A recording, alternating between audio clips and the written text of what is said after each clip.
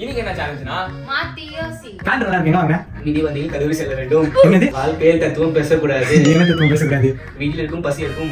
வீட்டுல இருந்தா பசி வீட்டில் எடுக்கலாம். பசி இருக்குமா? சாப்பிடும்போது தண்ணி குடிக்க கூடாது. ஏன்? வாழ்க்கையில் எங்க போடுறது என்று தெரியாது. ஹாய் லோகேஷ்.